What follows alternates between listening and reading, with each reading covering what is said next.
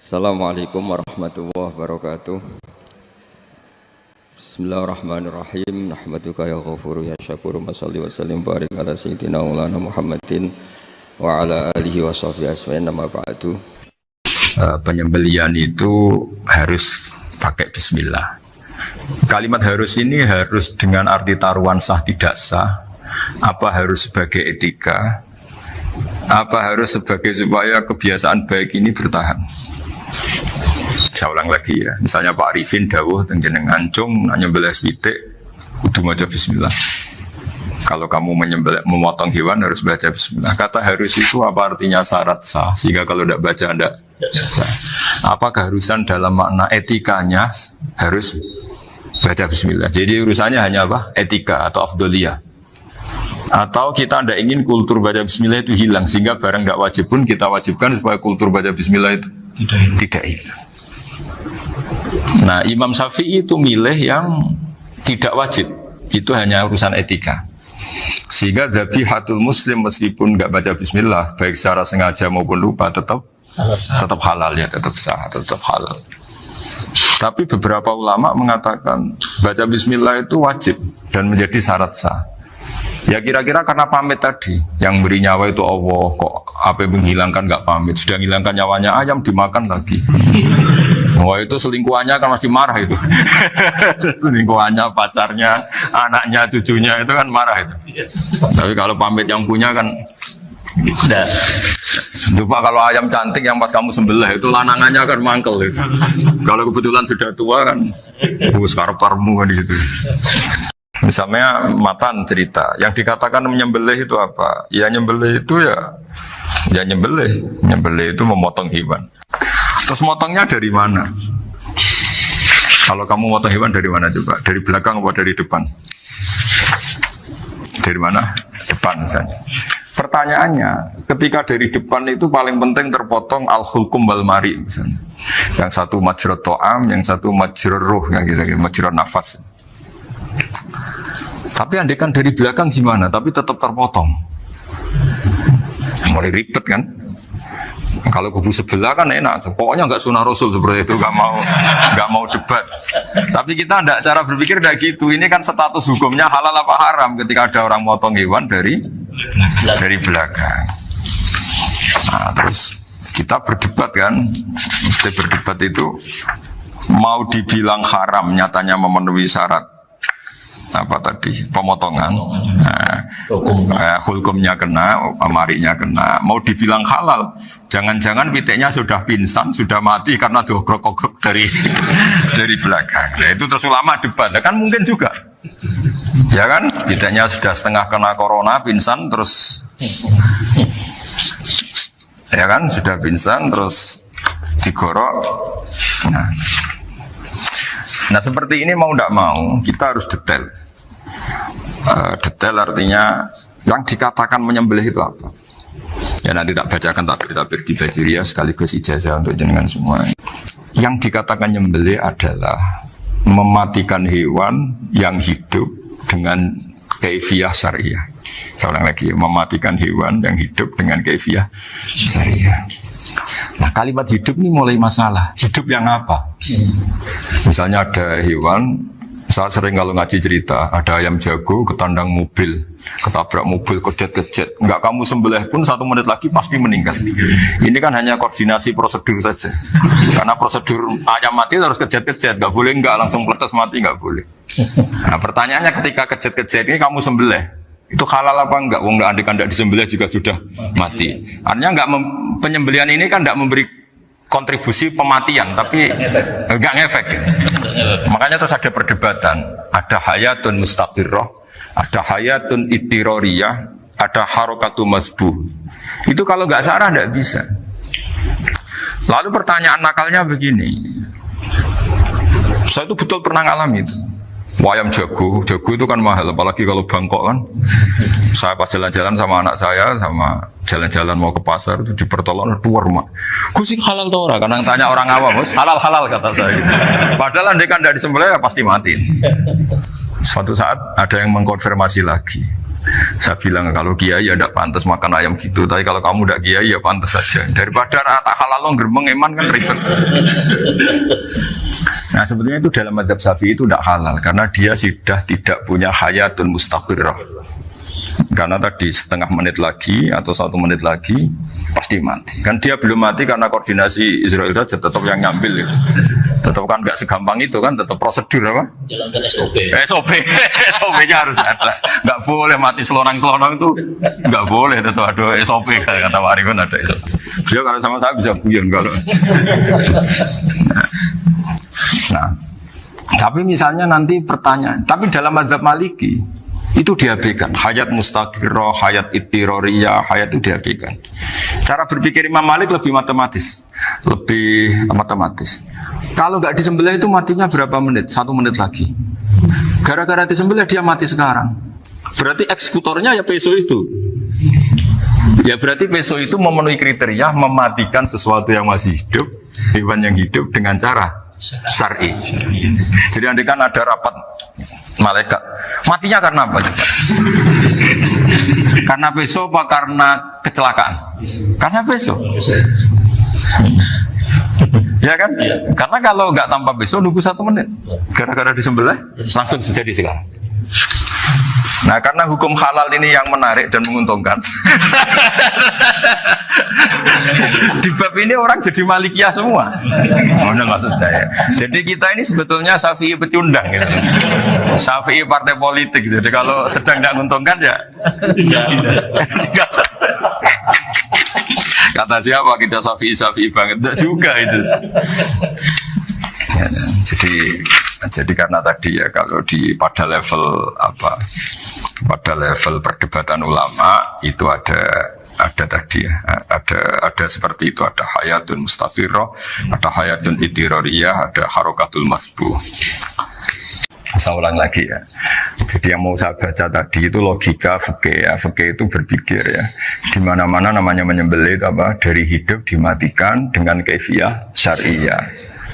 Kaifiyah syariah ini tidak boleh kamu nyontohkan harus disembelih, keliru juga. Karena untuk hewan yang berat atau hewan liar cukup dipanah asal ma'an harodama yang bisa mengalirkan apa?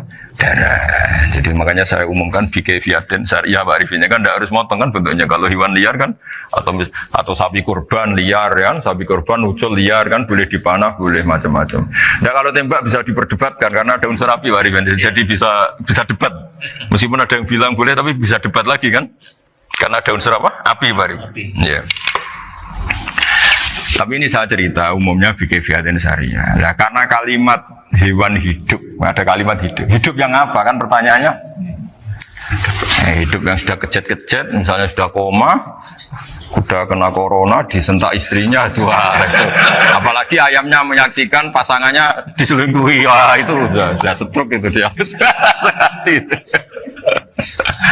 Nah itu. Makanya kalau orang suka macam-macam itu kayak ayam makanya itu. Saya baca ya. Bismillahirrahmanirrahim. Wa'lam annahu yujadu fi ibaratihim hayatun mustaqirrah, hayatun mustamirrah, harakatu masbuh. Wa yuqalu aisyu masbuhin. Wal farqu baina annal hayata al mustaqirrata yakunu maha ibsarun bi ikhtiyarin wa nutqun yu bi ikhtiyarin wa harakatun ikhtiyariyah. Wal hayat al mustamirah ya allati tastamiru ila khurujir ruh minal jasad. Wa harakatul masbuh ya allati la yabqa maha ibsarun bi ikhtiyarin wa la nutqun bi ikhtiyarin wa la harakatu ikhtiyariyah. Fa yakunu maha ibsar wa nutqun wa harakatun ibtirariyah ini wa ba'duhum farraqa bainahuma. Sampai saat terus ini. Jadi ini perbedaan-perbedaan pandangan ulama. Nah, Imam Malik itu mengabaikan semua istilah itu. Sing penting pas mbok sembelih itu kecelok urip, corong Jawa itu kecelok urip. Cek hayat mustaqirrah, cek ittiroriyah, cek harakatu masbuh, pokoknya kecelok urip. Ini kecelok urip bisa dibilang masih hidup. Karena kalau bisa dibilang masih hidup, kamu sembelih, tetap nanti rapat malaikat kira-kira gitu. Ini matinya karena apa? Karena kecelakaan. Oh kalau kecelakaan 1 menit lagi matinya dong. Tapi kan matinya sekarang ya karena disembelih. Nah tadi saya bilang sebenarnya mazhab Syafi'i itu tidak seperti itu. karena Imam Malik menghalalkan, biasanya penggemarnya lebih banyak. Di bab bungsu halal itu kan penggemarnya masih banyak. Tapi ya sudahlah, itu masih ahli sunnah karena salah satu dari mazhab. Tapi logikanya juga masuk. Jadi kita bukan sekedar taklid ke Imam Malik, tapi kalau kita ikhtiyat ikut Imam Syafi'i, ya monggo, karena mungkin secara medis karena mengalami seperti itu, mungkin tingkat kesehatannya apanya sudah ya sudah lah. Yang penting makanya terus orang Jawa pinter, nak PTE jago ya halal, nak cilik enggak lah.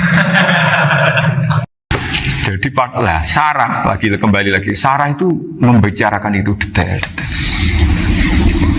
Jadi ya makanya kenapa orang mati yang lahir langsung meninggal itu nggak wajib disolati. Alasannya fikih ya lucu, karena dikatakan sholat mayit di mana-mana mayit itu sabakohu hayatun, di mana-mana namanya mati itu terdahului oleh hidup. Nah ini nggak pernah hidup langsung mati.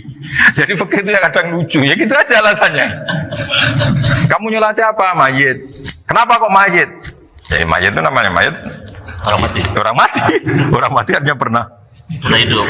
Nah itu sarah. Jadi ketika matan hanya cerita wasiktu alladzi lam yastahilla, enggak pernah nangis, lam yusalla alaihi. Sarah bilang mergo ora tau urip. Kalau enggak pernah hidup berarti enggak bisa dikatakan mati. Kayak sampean miskin itu kan enggak bisa dikatakan bangkrut. Ya ya miskin aja gitu loh. Kan gitu ya. Karena nggak pernah kaya. Kayak Mas Nafis nggak bisa dikatakan, oh itu Qurannya lupa gimana? Nggak pernah hafal. Jadi yang dikatakan lupa itu pernah hafal. Nggak lupa nggak apa, Gus Qurannya lupa, gaya nggak pernah hafal, kok bilang apa? Lupa gitu. Nggak boleh Pak Wafa bilang saya ini bangkrut apa? Nggak pernah kaya kok bangkrut kan? Jadi semua itu ada aturannya. Gitu. Nah itu sarah, lagi-lagi sarah. Jadi kan banyak yang syarhun ala syarhin. Jadi kayak kitab takrib itu disarai Fathul Qorib. Jadi Fathul Qorib itu sudah sarah. Disarai lagi baju. Nah, itu termasuk cerita itu ya, cerita-cerita. Bismillahirrahmanirrahim. Ya, wa yakunu qad umma dzukira daf'atan wahidatan la fi daf'ataini izlam tujad al hayat al mustaqira inda daf'atis saniyah amma idza wujidat al hayat al mustaqira inda daf'as saniyah fayakhilu al masfuhu aidan fasartu wujudul hayat al mustaqira fi ibtida'il waqti akhir marrah wa makharu dzalika inda tulil fasli wa illa fala rafa'a sikina wa ada fawran aw alqaha liqawniya kalatan wa akhudha ghairaha fawran aw saqatat minhu wa akhudha ghairu halan aw qallaba wa qata'a biyama bagi hal al masbuh. Jadi ini masalah sarah. Sarah itu sudah detail. Misalnya gini, kamu motong ayam. Motong ayam harus sekaligus shred jadi. Jangan sampai nyuwun sewu dua kali. Jangan-jangan misalnya gini, ayam tak potong pas ke kiri separuh. Ya, ke kiri separuh apa hulkumnya. Pak Arifin datang, Assalamualaikum Gus Pak, waalaikumsalam, terus santai jagungan dulu. Jagungan sampai besoknya itu nggak meneruskan. Bareng-bareng malah salam, ingat lagi ayam saya ini. Ketika saya meneruskan ini, potensi ayam ini sudah mati atau sudah hidup yang ini masih mazhab Syafi'i loh ya. Atau sudah hidup yang sudah tidak normal. Artinya apa? Penyembelian kedua yang mengeksekusi tadi sebenarnya ngeksekusi barang mati. Yang penyembelian pertama tidak bisa dikatakan penyembelian karena tidak sampai mati. Penyembelian kedua berstatus setengah mati. Nah, kalau seperti itu maka haram. Kecuali itu dilakukan secara fauron. Fauron dicontohkan menyembelih ternyata pesunya kedul terus ngambil yang lain, tapi fauron langsung atau terjatuh ngambil langsung. Ya, itu boleh karena ditoleransi. Tapi kalau kalam ajnabi kata tadi mohon Pak Arifin, seperti Pak Arifin saya alhamdulillah sih. Jaminan mau rawuh dari ayamnya asem. Ini harus sebar. Ini orang ngawur betul. Jadi, nah itu sarah. Bicara detail itu sarah. Jadi ada sekian kemungkinan. Jadi ya, jadi termasuk yang diandaikan apa? Nah, hayat mustaqirah itu batasnya yakunu maha ibsorun bikhtiarin wa nutkun bikhtiarin wa harokatun ikhtiyariyah. Hayat mustaqirah itu kalau dia betok-betok itu ya karena karepnya. Maksudnya gini, gamane cara roh pitik wedok engkek yo cek karepe dhewe. Cara dia melihat peso itu karpe ya masih lari. Jadi misalnya ada ayam. Ayam kita sembelih baru luka sedikit. Belum sampai andaikan dibiarin ya mungkin suatu saat sembuh, luka. Terus melihat kamu lari ketakutan karena kamu dianggap gladiator, killer lah. Nah itu berarti punya hayat mustaqirah. Tapi sudah kalau kamu sembelih karek ngerimit, roh kue serawedi, ya kan? Mau demo ya sudah nggak berkutik, ya dia berarti tidak punya hayat mustaqirah gitu. Ya batasannya itu Joro. Nah, dalam mazhab Syafi'i syarat sahnya penyembelihan harus hewan itu punya hayat mustaqirah. Nah ini sarah ya, jadi sarah itu lebih jelimet. Nah makanya kenapa tidak boleh nyembelih pakai yang tumpul Mas Nafis? Takutnya ayamnya itu ngalami dohtoh, dohtoh kayak ditekek. Misalnya sama nyembelih pakai peso tumpul, ini kini ketekek, kabeh takut. Kan dia misalnya ayamnya jantungan, roh peso wis setruk kan, udah gitu ketekek. Nah itu mati dulu pasti itu. Jadi pas diongok-ongok dia sudah mati. Jadi nanti kalau di akhirat, sebetulnya saya sudah mati loh, ngawur ya. Wah apalagi nganggu keris nogo sosro, wah itu sudah gereng sakti kan, diginikan dok sudah mati kan. Makanya bahaya nyembelih pakai keris-keris sakti karena sebelum terpotong sudah mati saking saktinya wah keris itu misalnya gitu. Baru nempel. Makanya nanti suatu saat ada pertanyaan ini, boleh enggak nyembelih ayam orang yang rainya itu sangat? Wah itu haram, kena. Oh itu mesti mati dulu. Komisen tatonan apa? Iya kayak algojo. Ayamnya jenis apa? Stroke ya? Jenis penakut. Pas mau disembelih tidak mati. Jadi hati-hati ya nyembelih ayam. Jadi kalau orang kampung Pak Arifin ya, orang kampung mudin kampung. Mungkin kalau orang kota sudah nyuwun sewu gak peduli. Kalau orang kampung itu apa itu Pak Arifin? Kalau nyembelih jago itu sampai apa itu? Ilatnya dikeluarin dong. Oh iya. Apa ya? Iya karena takutnya katanya beberapa yang kaget itu kelek apa? Ketelan. Iya ketelan ya. Itu ya ada kearifan gitu, tapi ya terlalu ya menyiksa ayam. Tapi memang potensi katanya Pak Arif. Katanya yang ahli-ahli itu ya. Jadi kalau dia jago ya mau disembelih, saking takutnya itu.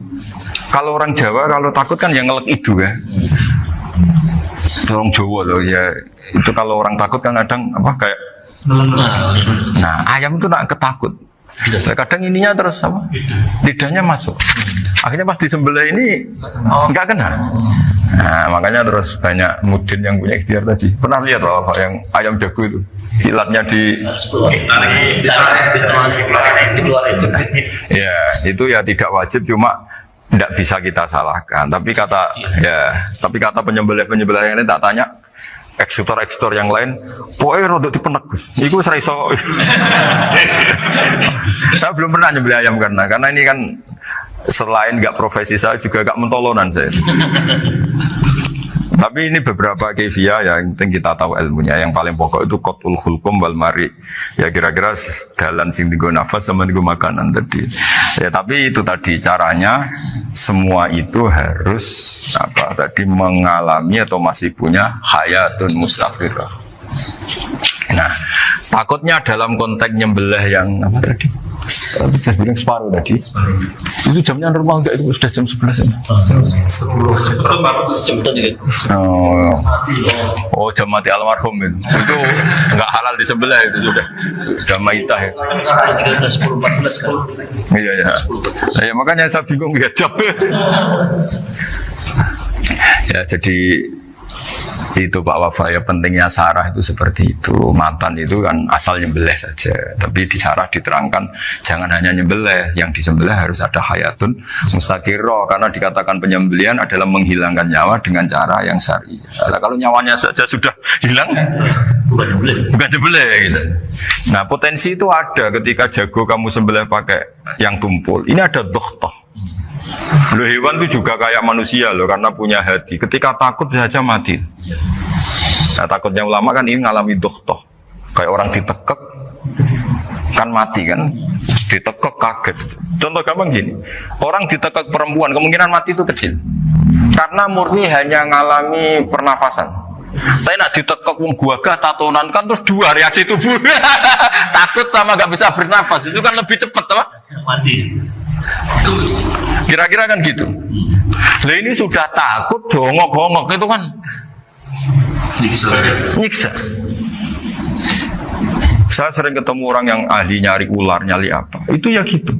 Filosofinya sama seperti orang perang. Harus bikin takut. Iku kewan, Gus nak disewentak, iku telelekan, jadi telelekan iku. Apa Pak ada bicara bahasa Batawi ini?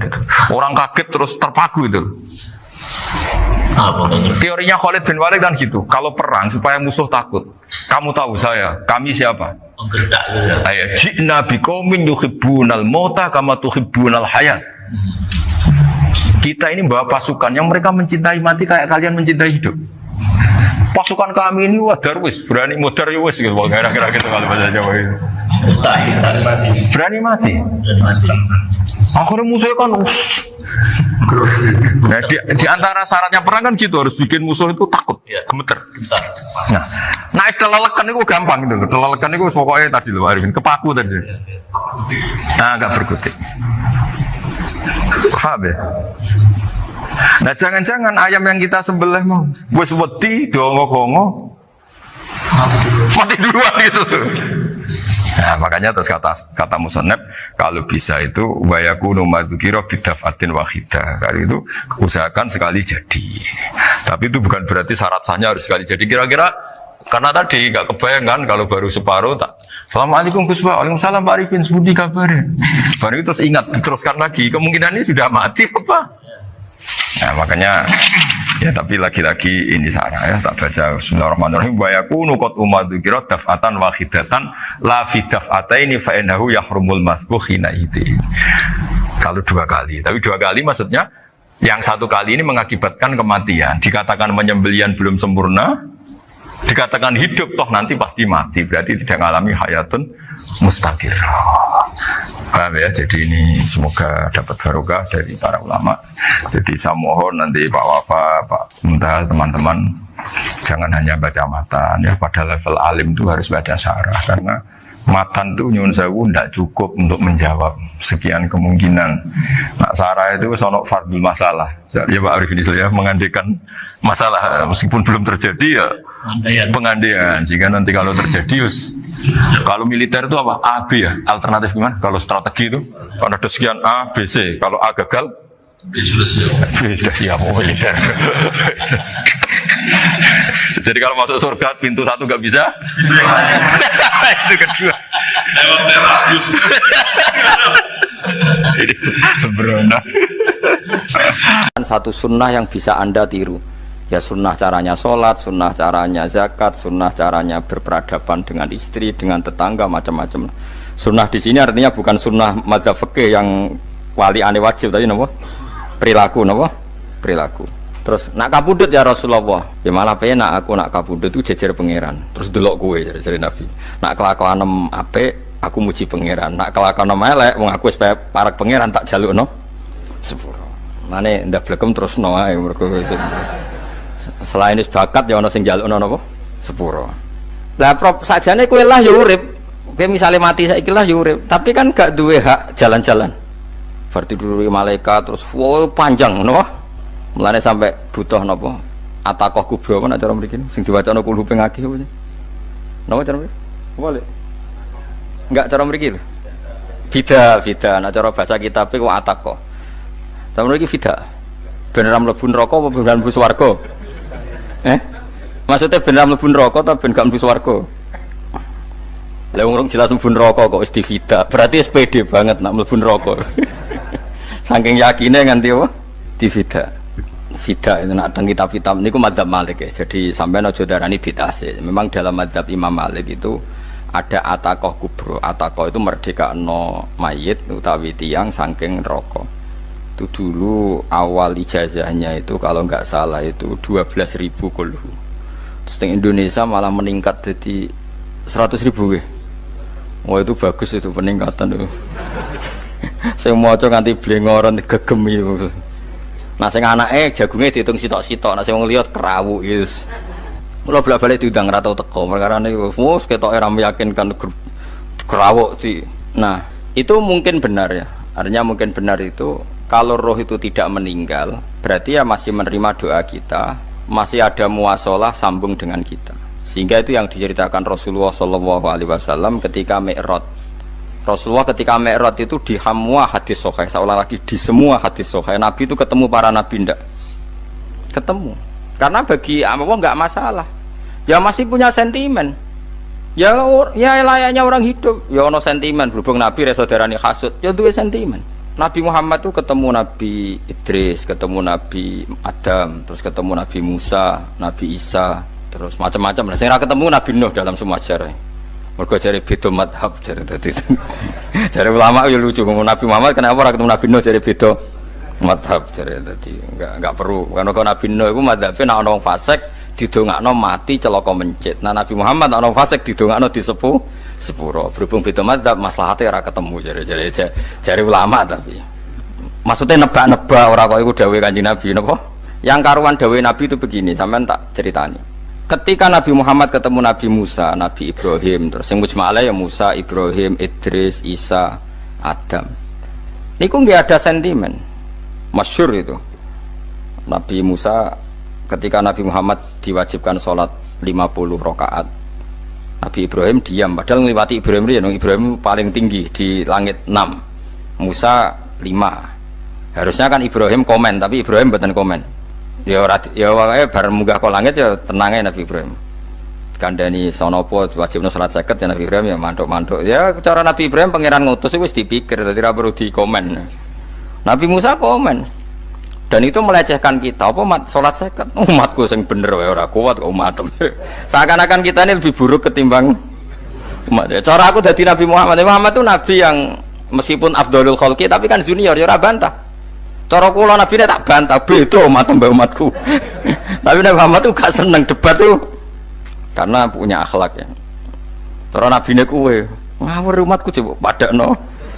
Nabi Musa jelas ngendikan umatku era kuat apa meneh umat tem. Seakan-akan kan karena umat dia gak kuat, selainnya pasti lebih gak kuat. Padahal tidak juga. Mulane kula seneng kados saya Itali ini Zainal Abidin, salat sedina 1000 rakaat. Berarti Nabi Musa ketok keliru nih. Jadi sopo saya keterakaat kuat. Aku di umat Ali Zainal Abidin sedino 1000 rakaat. Kalau gini nate sholat sedino 300 rakaat, pisanlah tahu. Paling kan ketemu Nabi Musa kalau nate.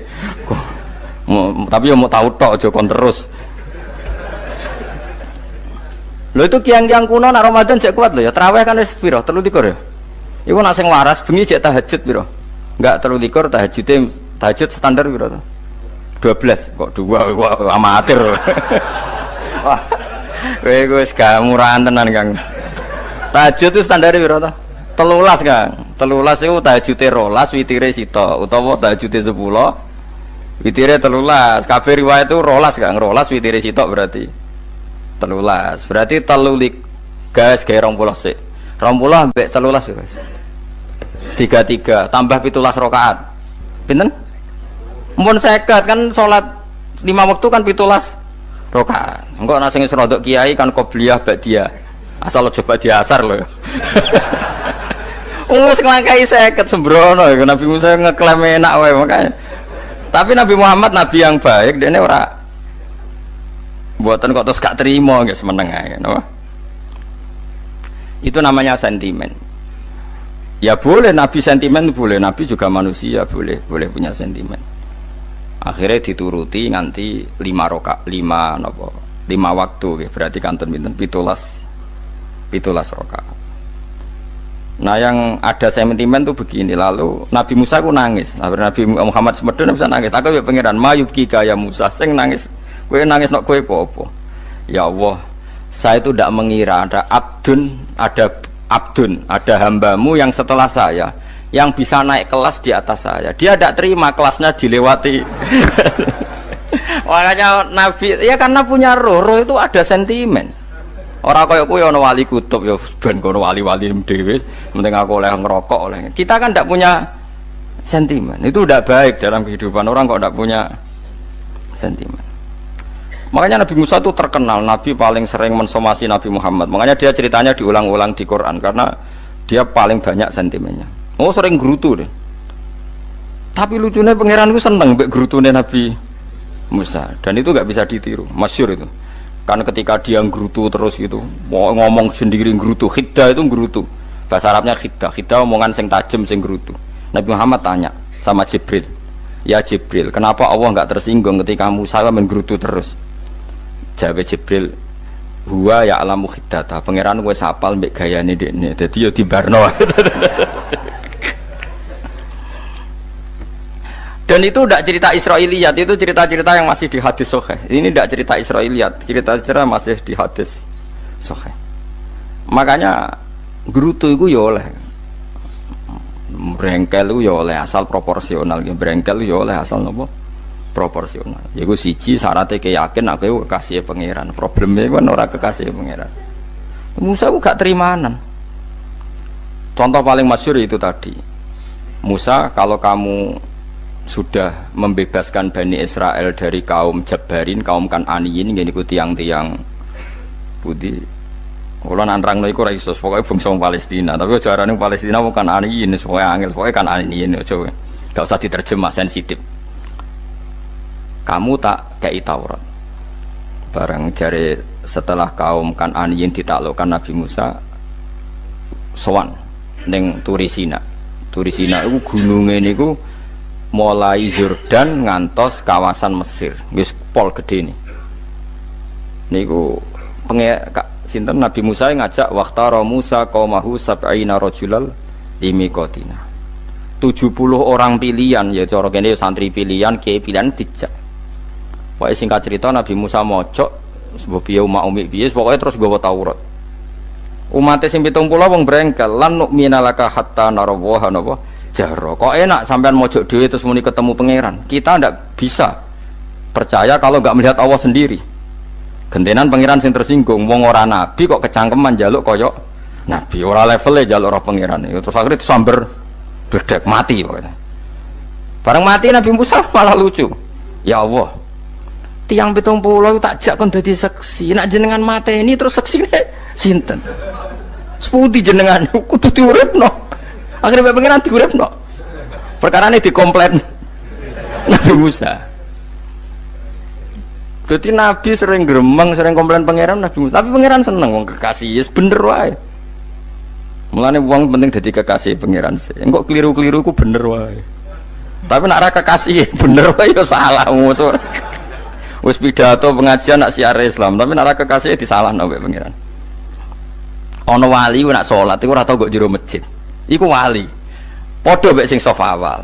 Sing sofa awal gak trimo salat ning jopo kok wali. Ya kok dhuwur. Ditakoki, kena napa jenengan kok wali padahal nak salat kok guri kok jopo jare. Aku iku isin sowan pangeran kok ngarep mergo dosa aku iku akeh. Baro kaya sopan rawani kok ngarep iku ngrasa. Dadi sing seneng sofa awal ya wong pede-pede. Tapi aja nut iki ilmu aja nut. Ora ngeteruske muni sofa awal gak sunat. Dari Gus Bawo sesat kayak ngomong ngono, sembrono. Maksudnya kabeh ku ana ilmune. Ngene kok nak salat go guri ya ana ilmune. Mergo nak kok ngarep imame dredeg faktore iku. Dadi yo ana wali mergo salat kok guri. Inni astaghfi minallah iki isin mbek pangeran. Nak aku sing atadan nasubidzunub aku urung bersih kok salat kok ngarep. Ane wong ngaji ku ya bolak-balik aja kok mau ngaji. Afdol paling soft paling apik soft awal, terus maksa soft awal mau soft guri iku ya ilmu. Mbok guri ku ya ilmu. Sing ora ana ilmune iku ora jamaah, iku ora ana ilmune. Lah iku ora ana napa? Ilmune blas iku. Dadi wali ku ya macam-macam. Paham ya? Terus Nabi Musa niku nak ndonga niku ya ora karu-karuan, cara kita anut ya ora karu-karuan, tapi Nabi kekasih pangeran masyhur. Atuhlikuna bima fa'alas sufaha minna. Jadi sedurunge Rabbi law syi'ta ahlaktahum min qablu wa iya. Nak mereka jenengan sambar bledek perkarane salah, menisan kula dadi gak nabi-nabinan. Dadi nabi ora di wong andalan. Nak menisan pateni iki kula menisan pateni dadi terus bar gak nabi-nabinan. Terus atuhlikuna bima fa'alas sufaha minna. Karo dene wong tiyang goblok liru jenengan pertimbangno. Barno ampun wong goblok wae. Lah iku sing tak anut, mulane wong goblok ku barno wae. Wong goblok kok dipertimbang. Ana wong ngomong pahpo keliru ben kok wong goblok. Nah cara Nabi Musa iku atuhlikuna bima fa'alas sufaha minna atuhliku ana tong rusak panjenengan ing kita bima fa'alas sufaha napa minna. Jadi mulane aja geman gitu yang niku sok pinter. Mergo pangeran itu cara pandang itu apa ya? Sering di luar dugaan kita. Nabi Musa sing koyo ngono ya kekasih pangeran dal gremeng terus. Tapi barokah nabi kekasih pangeran gremenge wae dadi rahmat. Mosok Nabi Muhammad salat 50 rakaat disudos 5 nganti ping 9. Pokoke kabeh riwayat nganti ping 9. Mergo pangeran nyudane ya mok 5, 45. Disudo 5 neh 40. Pas nganti 9 iku 45. Lho pas karek 5 Nabi Musa lagi usul kon nyudon neh. Wah iku cara kesampaian jos tenan. Dadi karek 5 kan kan 50. Mari Mustofa iso matematika beta takok. 50 dikurangi 5 ping 9 karek piro, Bos? Lha yo 50 ping 5 ping 10 kan? 50. Berarti nak ping 9 iku cek. Yo cek 5 lah. Kok katut Mustofa. 50 disudo 55 ping 9 karek piro? Karek 5. Lah Nabi Muhammad itu bolak-balik. Ping 9 mergo mau disudone pangeran ya mau. Lah terakhir 5 itu Nabi Musa maturna iku cek pangeran dawuh iku jare Nabi Musa ijo ora kuat matem. Njuk neh keringanan. Terus Nabi Muhammad, oh iku wis isin karek 5. Ada 5 disudone meneh kan enteh. Lah iku sing kula lah usul iku betul-betul iku. Mestine menisan apa? Ya tapi nak menisan kan ya lucu kalau bumi diugano ben nampa salat jebule ra sida kan malah ra karu-karuan kan. Jadi ben sampean ngerti nggih. Mulane mbon niku nggih urip iku jawab malih urip iku ora mati. Makanya enggak ada aliran manapun di Islam ini yang memungkiri kalau doa itu sampai mayit. Meskipun ada yang mengkritik tahlil, mengkritik mitung dinane mayit. Oke, enggak apa-apa ada yang kritik. Bagus. Bagaimanapun ada support, ada kompetisi, ada identitas. Tapi kalau meyakini doa enggak sampai mayit itu enggak ada dalam firqah ulama manapun. Meskipun ada yang kritik kaifiahnya, misalnya kaifiah tahlil itu bid'ah. Enggak masalah ada yang kritik seperti itu. Tapi kalau mengatakan doa enggak sampai mayit itu salah besar. Karena enggak ada firqah pun di seluruh dunia, termasuk bin Bas sekalipun yang meyakini doa itu enggak sampai mayit. Semuanya itu sepakat sampai mayit. Karena doa itu diajarkan oleh Nabi Ibrahim, Nabi Muhammad kabeh donga Rabbana ighfirli wa liwalidayya saat teruse walil mukminin.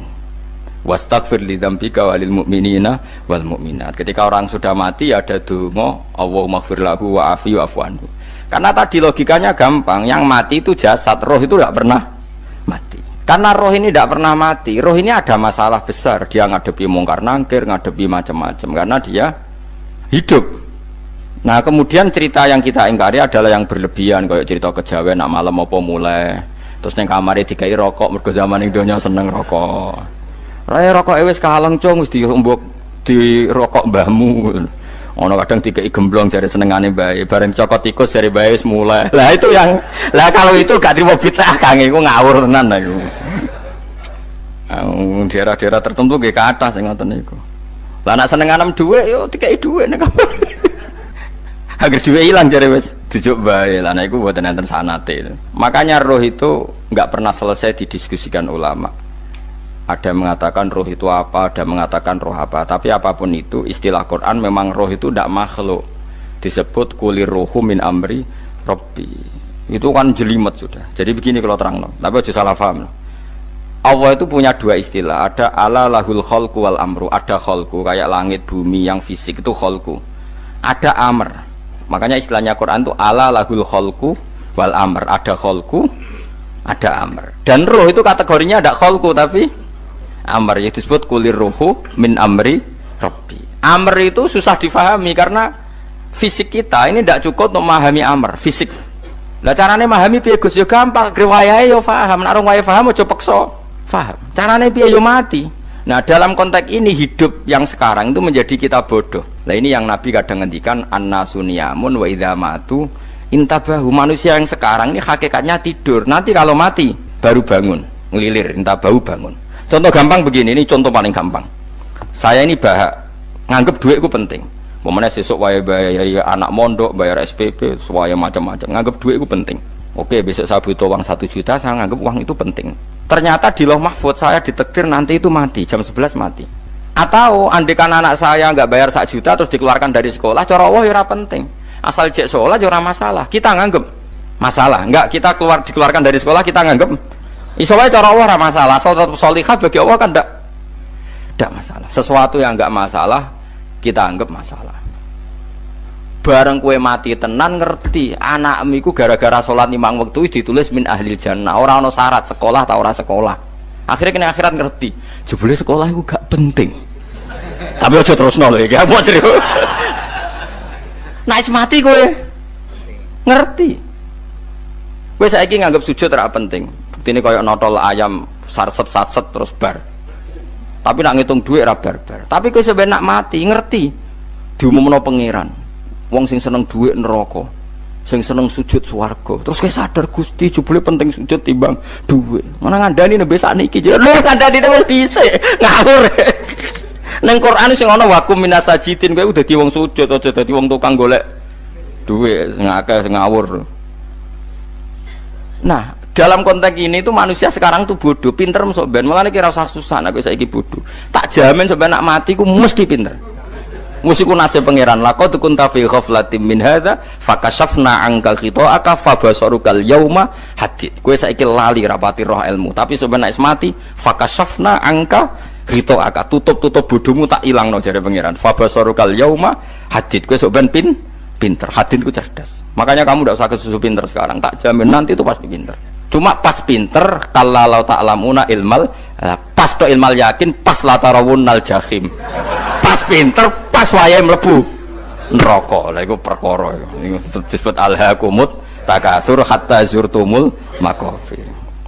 Kalla saufa ta'lamun, summa kalla saufa ta'lamun. Terus kalla law ta'lamuna ilmal yakin, pas to ilmal yakin, pas latarawunnal jahim.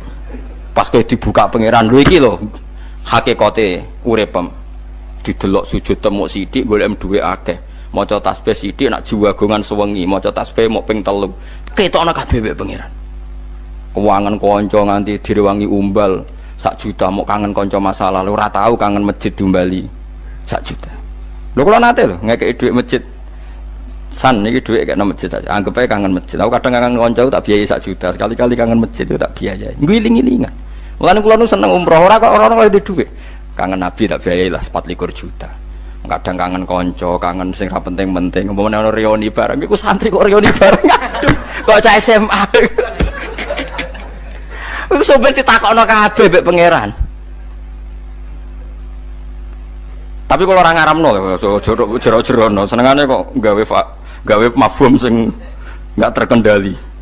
Tak kon nangkep kabar eskrim kan gawe viral sing ra bener.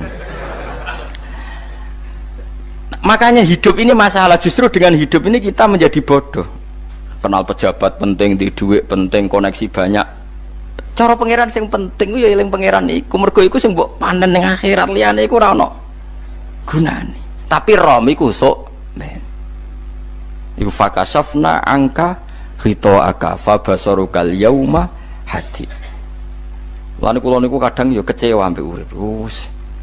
Mulane masyhur ngendikane sinten niku Abdul Qasim Al-Junaidi, dia muridnya ribuan. Ketika dia meninggal, ditanya di mimpi, muridnya tanya, apa yang manfaati bagi engkau ya Abdul Qasim? Murid saya semuanya ada gunanya, saya mengajari ribuan mereka ada gunanya. Wa ma nafa'ani illa rukai'atun roka'atuha intas sahur. Semua riwayat rata-rata rukai'at itu rokaat kecil, bukan rokaat. Semua santri saya, semua pengaruh saya itu tidak ada gunanya semua. Yang ada gunanya adalah rukuk-rukuk saya kecil ketika waktu sahur. Coba. Tapi sekarang orang lebih senang pengaruh. Enak jadi kayak gede. Pengajian wakai, sing nyangoni wakai, sing nyucap wakai, nanti urusan sikit maya. Itu ora penting kabeh.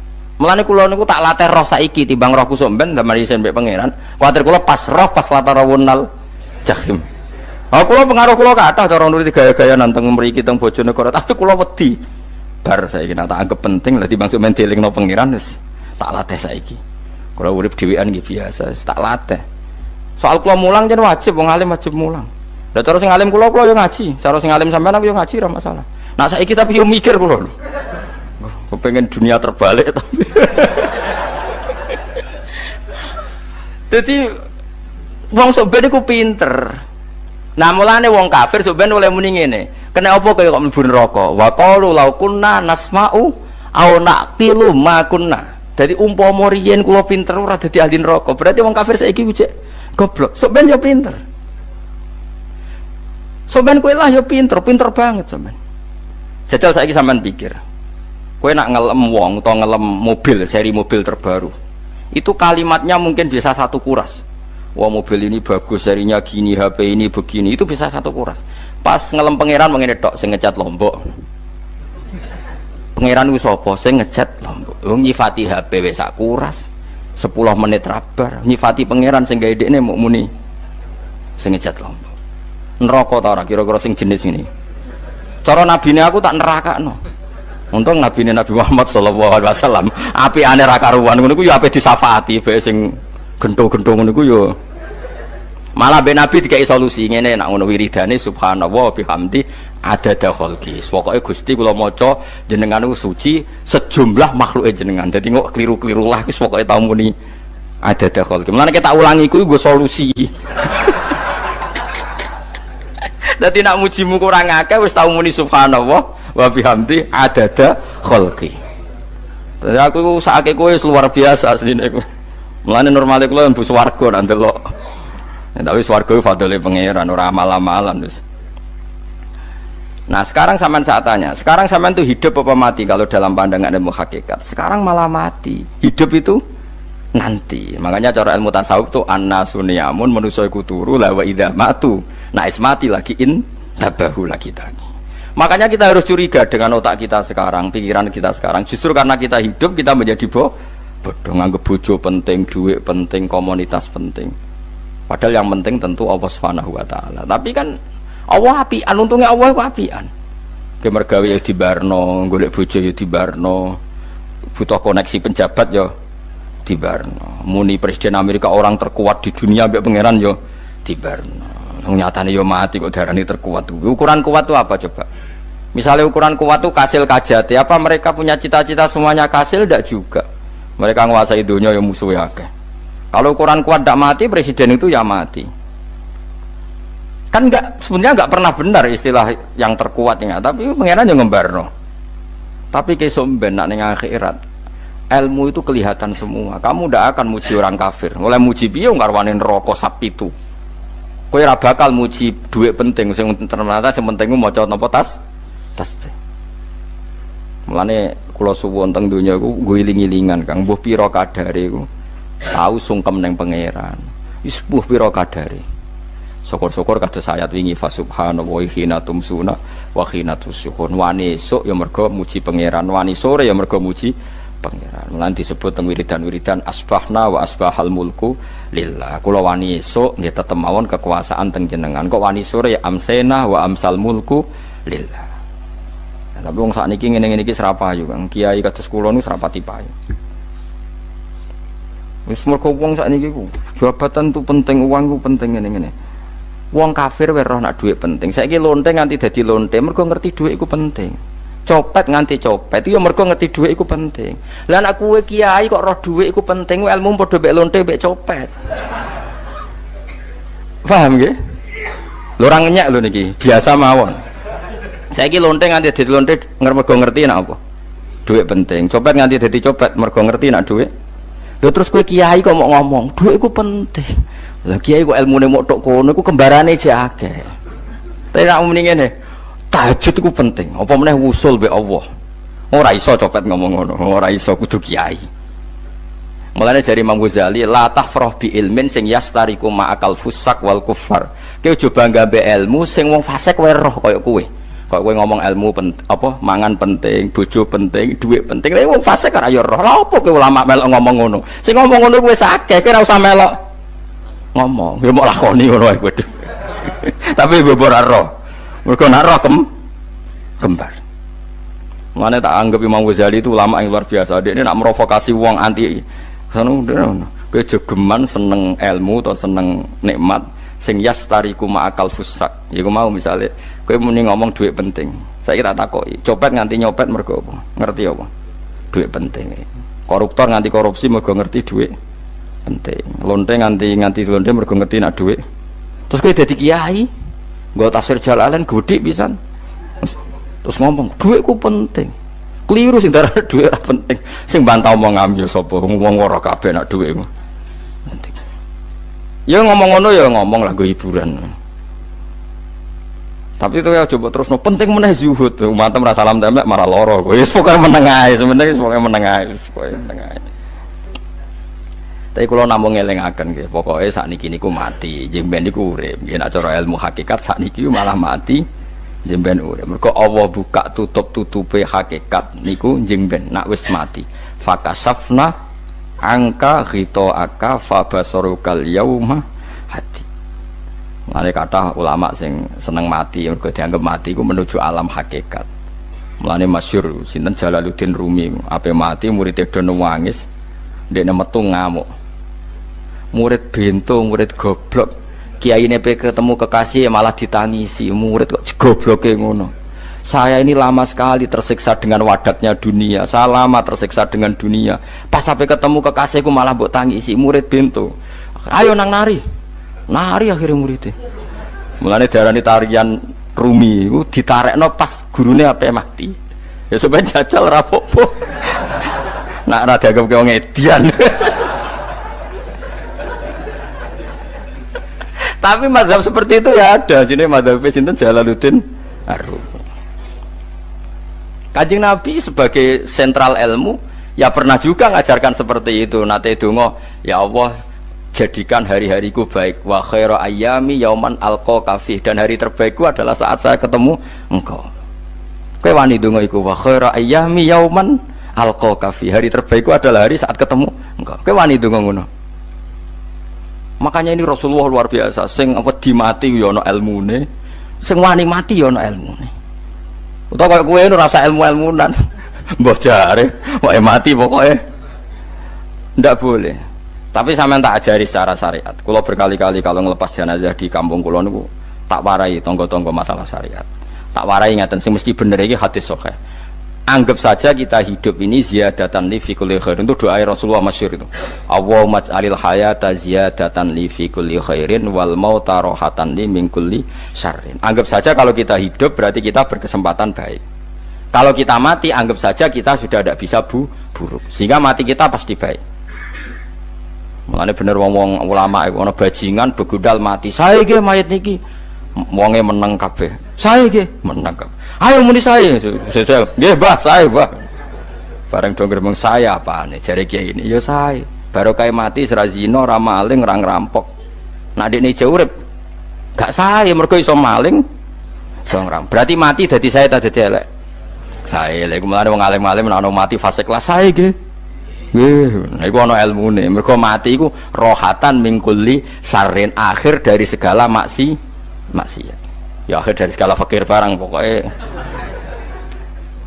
Jadi Nabi itu ngajarkan kita itu ilmu itu simple ya. Anggap saja lah hidup itu. Misalnya kok jenengan ngaji kulo, anggap aja sampean ngaji kulo itu bentuk tawaduk. Aku ngalim lah tetep ngaji tawaduk. Kulo ge tawaduk. Bae aku kecelok ngalim lah kok Rembang sowan rene. Lho sampean mbek aku lho sowan kula. Lho kula wong alim gurumu sowan rene. Wong sowan niku sopan ta ora sopan? Sopan. Kowe ya sopan, alim lah ibu ngaji ya sopan. Sanggep wae ngono, pokoke anggap apik napa? Ojo kok terus. Pancen ngaji pancen ra iso lho, suudzon haram. Suudzon niku.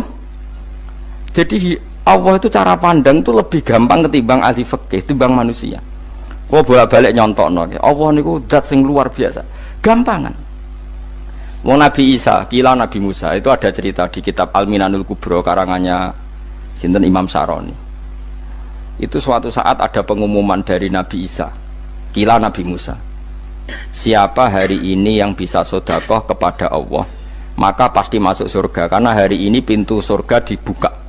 Memang ada momen-momen yang pintu rahmat itu dibuka, ada kayak hari-hari biasa. Termasuk hari-hari ini, kalau bersaksi hari-hari ini termasuk dibuka.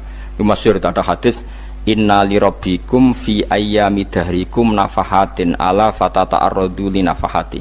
Saya ulang lagi ya. Inna li rabbikum fi ayyami dahrikum nafahatin ala fatata'arradu li nafahati. Setiap 1 tahun dari tahun kalian itu ada nafahat. Nafahat itu semacam pintu-pintu gelombang yang kamu itu mudah sampai ke Allah. Maka kamu harus bersiap-siap ada di jalur gelombang itu. Jadi gamane, makanya ini bulan-bulan suci kayak Dzul Qa'dah. Ya mulai Dzul Qa'dah gitu, Dzul Hijjah Muharram terus 1 Rejab. Mulane kula mulai wingi Dzul Qa'dah aku panik ngamal napa mawon kula lakoni termasuk mulang. Sampai golek kitab pesen teng Surabaya, wau golek teng Jogja. Terus semua macam-macam lah. Karena ada ayami dahrikum itu ada nafahat, terutama bulan-bulan sing di ngendikan Allah minha arbaatun apa hurum. Terus wonten tiyang lu sing ra dipopo. Ra dipopo terus ora dipopo. Modekne iku tukang gawe surujul faros. Tukang gawe hiasan cara mriki apa? Pelanan apa? Pelanane apa? Jaran. Itu gawe sepatu jaran, pelanane jaran. Takok ngene mbek Nabi, kila Nabi Musa. Ya Nabi Allah Musa, kalau tak gawe pelana yang bagus saja karena saya bekerja. Nanti bilang ke Tuhan kalau punya apa kuda, kulo pelanane kulo. Apa Nabi Musa dicotos? Cangkemmu pangeran jeduwe jar. Ambek apa disalahno Musa? Kowe ora usah ngono. Aku iku seneng ambek pujiane cah iku. Aku iku nampa pujian sesuai pahame wong iku. Engkau nak wiridan gini, ya Allah, kalau engkau mau pergi bilang, nanti saya siapkan sepatunya. Kalau engkau mau ini bilang, nanti saya siapkan. Tidak wiridan, Nabi Musa dicotos. Engkau cara syariat ini sesat. Jadi Nabi Musa model kados MUI yang sesat ya sesat. Ini pangeran itu kadang buat ngoten. Tapi pangeran, makanya kita ini kan kalau ilmu hakikat nggak boleh jadi fikih, ya sudah kita mengatakan kalimat itu tetap haram, nggak boleh jadi apa syariat. Tapi kalau Allah melegalkan untuk orang tertentu ya benar pangeran ya falu apa mayas. Ini kan memang masalah-masalah yang nggak akan selesai. La yusalu amma yafalu wa hum napa yusalun. Allah nggak akan ditanya, tapi mereka atau kita yang ditanya. Nah Allah ya terserah tetap ya falu napa mayas. Tapi sampean tak ceritani bahwa nanti itu bodoh-bodoh kita yang sekarang kita alami ini sebenarnya di alam bodoh. Nanti setelah sampean mati baru di alam hakikat. Nah pas di alam hakikat ini kalau kita tidak benar disebut latarawunnal jahim. Pas kue tok ilmal yakin, pas kue wayai roh mleb. Na'udzubillah napa min dzalik. Makanya kepinginnya Kanjeng Nabi kue nak kepingin ngalim saiki, kue nak kepingin roh kudri Allah ya saiki. Nah carane piye? Sering maca wa min ayatihi wa min ayatihi. Ben dikenalno ayat-ayate Allah ya mulai saiki ya mulane ngaji wa min ayati Allah kowe golek dhuwit ya ayate Allah kowe turu ya ayate Allah no, turu ya angel tenan Kang masih orang terbaik di dunia kepen turu ra iso Kang nak rawaye turu gak iso misalnya saya bisa apa saja wis pesulap-pesulap ning Jakarta lah bisa melakukan apa saja mohon sampean hebat tenan saiki turu iso ta ora iso turu. Makanya guyonannya ulama dulu kadang jorok-jorok. Imam Zamakhsyari niku tiang Mu'tazilah. Wonge alim alamah, ngarang kitab berjilid-jilid. Tapi dekne Mu'tazilah. Dekne ora percaya fahame ahli sunnah nak Allah iku sing gawe amalal ibad. Cara dekne wong iku iso gawe amale dhewe. Buktine wong pengen ngadeg-ngadeg, pengen lungguh-lungguh. Lah nak wong ora iso gawe amale dhewe lalu hisab gunanya apa? Mergo ana hisab ana swarga neraka mergo disesuaikno amale ora Allah mergo nek Allah sing gawe kok piye walhasil ngomong ngono terus dene suatu saat ana ulama rodok kiai ndek anak ayu mbok piye ceritane ditawak-tawakno mbok piye walhasil dirabi mek Zamakhsyari ini rodok jorok ayu tenan anake tapi diwarai bapake wong anak kiai kok bari Zamakhsyari wis ngumpuli wong lanang bar ngumpuli kan wis lemes takoki enak Pak, ya enak. Sampean kepen baleni meneh. Ya iya, ya baleni sakniki. Kan sampean sing nentokno iso ora rene jare. Ya ora iso lho, jare iso. Kuwapok den. Dadi dene ahli sunnah gara-gara ora iso munggah meneh. Terus tobat. Dadi ya ana wong tobat mergo urusan seks ya ana. Semenjak iku Zamakhsyari mulai rodok ahli sunnah. Terus tobat ngarang kitab masuk kasyaf. Kasyaf ya rodok Mu'tazilah, ya rodok ahli sunnah. Iku ahli sunnah iki gara-gara hubungan intim jare saged ora iso jare kabeh sing nentokno Menungso. Lah kok ana ra iso barang. Terus dene masyaallah tobat. Lah nek bolak-balik wong tobat ya mergo wong ayu, Kang. Wong elek nobatno wong angel. Dadi wong ayu cek mandine. Lah usah pasare dikandani ki sapa ora ngandel. Kandani wong ayu tuntas. Kowe di bojo ayu menarik, kowe melarat lah misalnya ngajak umroh kowe tenanan mus. Narapate ayu udah ngajak umroh gak nyawang keadaan. Mulane ayu ku ya kadang penting nak ngajak apik lho ya, nak ngajak elek iku sing perkara. Paham ya terus kula suwun ayat-ayat wa min ayatihi niku anggap mawon selain go iman kowe di ngertekno kudrohe Allah. Timbang kowe rom somben terus pas kowe roh pas latarawunal jahim. Tapi mulane kula nak maca wa min ayatihi niku syukur banget. Allah mengertikan kita, dia mengertikan kita langit bumi ku ayatku, kowe turu yo ayatku, kowe golek dhuwit wabti wa hukum min fadlih yo ayatku. Ane ngendikane Imam Ghazali, faqullu ma fil Qur'an ta'arufun minallah, kabeh Qur'an iku Allah ngenalo zate ning kowe. Mulane nang kenali saiki sedurunge kowe kenal pas wayahe kenal Allah ora ana gunane. Iku wong kafir akhirnya ngerti nek Allah iku hak, ngerti neraka hak, pas roh nak hak, pas latarawunal jahim. Mulane rom kudu saiki. Paham ya? Mulane bar ngaji langsung salat 2 rakaat. Pun ngertos Gusti kula. Mun ngertos apa pokoke munamuni pun ngertos. Enggak bar salat ya muni ngono pun ngertos. Engko bar apa neh nggih pun ngertos. Insyaallah mboten terlambat.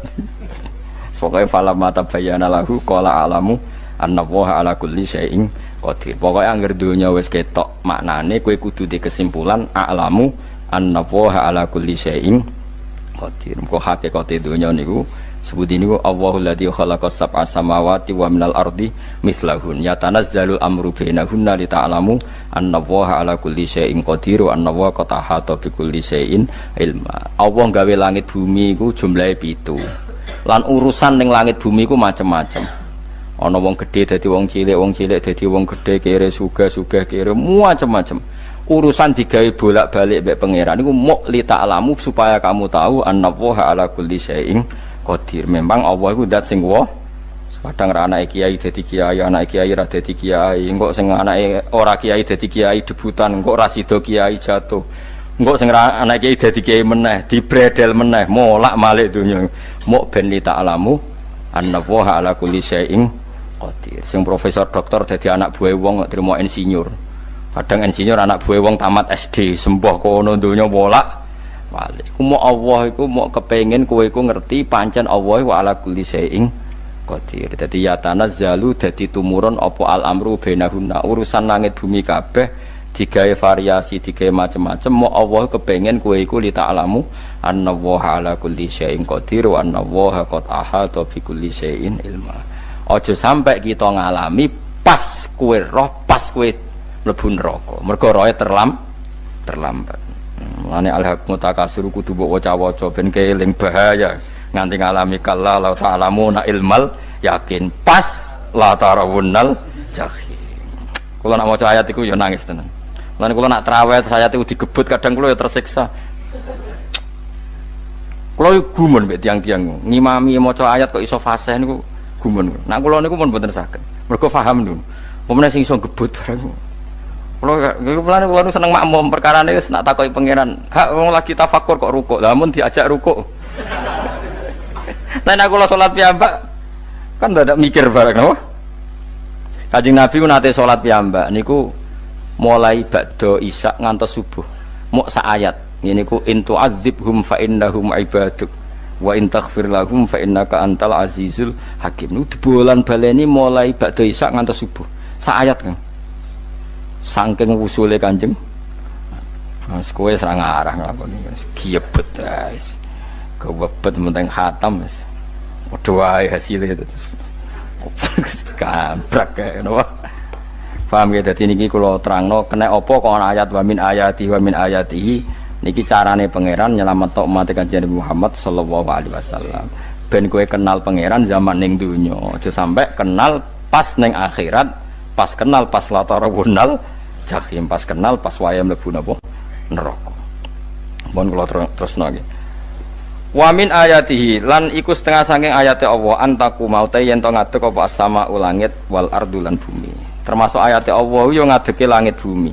Saiki bumi jek kena goni langit yo tesih. Bi amrihi sebab keputusane Allah atau sebab kekuasaane Allah ai bi iradati tegese kelan kersane Allah. Langit ngadeg min ghairi amadin kelan tanpa saka. Sing jelas tanpa saka yang kita lihat. Mbok ana sakane mbok ora pokoke cara zahir yang kita lihat gak ana napa sakane. Misalnya kan min ghairi amadin tarona ora usah saka yang kamu lihat. Ya meskipun ya mestine ana tapi nganggo sistem mbok antariksa luar mbok kono lah. Pokoke sementing ora kena didel. Suma idza ta'a mangkono alikane manggil sapa wa ta'ala kum ing sira kabeh dakwatan kelan sak panggilan minal ardi saking bumi. Bi ayan fuha gambare anton niyup sapa Israfil malaikat Israfil fisuri ing dalam sangkakala. Trompet pokoke apa? Piye iku namane apa? Trompet. Nak trompet kok trompet kemerdekaan ae orang tahun ngono.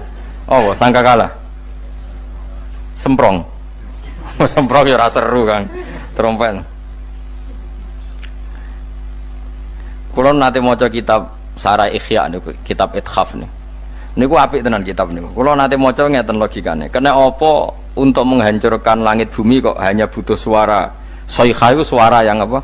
Dahsyat atau sur itu kan Israfil niup trompet terus dunia ini napa? Hancur.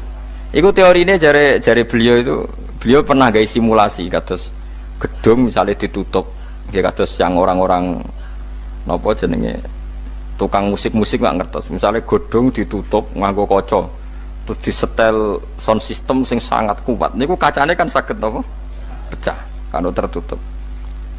Nah itu Allah itu kenapa pakai suara, karena kalau misalnya bom itu kan padat, kalau padat itu yang nggak terjangkau, tapi kalau suara itu kan bisa menjangkau ruang paling kecil pun bisa. Tapi nak bom kan padat atau apa kan, kalau yang tertutup atau apa kan nggak kejangkau. Jadi kekuatan suara ini luar biasa, makanya Israfil untuk merusak dunia itu hanya butuh nopo suara, makanya pakai nopo pakai trompet. Terus ngoten niku yo ana ulama sing mikir nganti ngono. Ya mergo ora tau gagdekno BPKB lho, dadi urip. Mulane kula niku ora pati seneng diutang. Kula niku asline yo ora pati sugih. Kadang-kadang ya kepengin koyo umume kiai di bisnis, tapi tak angen-angen niku terus sing mikir ngaji ku sapa, terus wedi tanggal barang kan repot ngono dadi. Ya misalnya kiai bisnis terus diutang wedi tanggal. Semulange terus piye kiai ini wedi napa? Tanggal. Tapi nak rapati alim gak apa-apa, ora wedi tanggal yo ora mulang, ora wedi tanggal yo padha wae. Jadi ana ulama sing analisis kenapa menghancurkan dunia itu lewat nopo? Suara. Karena ternyata itu termasuk paling efektif sakit merusak dunia. Karena tadi sistem di dunia ini memang sudah didesain itu tidak kuat menerima suara yang pekat. Jadi memang ya sudah didesain seperti itu, memang. Jadi apa ya? Ya sudah gitu, banyak fisiknya dunia itu sudah didesain pangeran itu nggak siap menerima suara sing ini. Mulane iku sirine kena apa Israfil itu cukup pakai napa sangkakala. Bi ayam fuha gambar nonton niap sapa Israfil fisuri ing dalam apa sangkakala lil ba'si krana terjadine tangi sangka minal kuburi saking kubur. Lil ba'si krana tangi minal kuburi saking kubur. Idzan nalikane da'akum dakwah antum te sira kabeh takhrujuna metu sira kabeh minha saking napa jeneng minha saking kubur oleh tangi ahyaan hale urip kabeh fakhrujukum mongko te metu sira kabeh minha saking kubur bidak watin kelawan mok sak panggilan iku ya min ayatihi ku setengah saking ayate Allah taala. Wong sak donya jumlahe miliatan mulai Nabi Adam mau dipanggil Israfil pisan tangi kabeh. Iku bukti ayat kekuasaannya Allah Subhanahu wa taala. Mpun roh saiki wis pokoke kula wae ngaji mulane bener Kanjeng Nabi. Wong nak ngaji iku digampangno mlebu swarga. Kaya sampean saiki sadar kan ngaji ayate pangeran. Atuk ngaji saiki timbang soben ning akhirat pas kowe roh pas wae mlebu neraka. Lumayan rom zaman ning bidukan kok kenangan ijek ning donya napa? Ijek ning napa? Donya. Dadi sampean nak disiksa. Mpun roh riyen Gusti kula zaman teng donya pun roh. Dadi ana bukti nak apa butuh kula sertifikat saniki nak rom wis ben sertifikat pangeran nggih rom tenan nak di benerno pangeran. Mulane fa'lam nggih, fa'lam annahu la ilaha fa'lam pokoke roh nggih saiki napa roh nggih saiki aja somben. Walahu lan iku tetep kedhi Allah taala, walahu lan iku kagungane Allah sarasan mente sapa wae fis samawati kang ing pira-pira langit wal ardi lan bumi. Allah sing ndek langit bumi apane milkan kepemilikane utawi mulkan sami, apane kerajaane iki sami.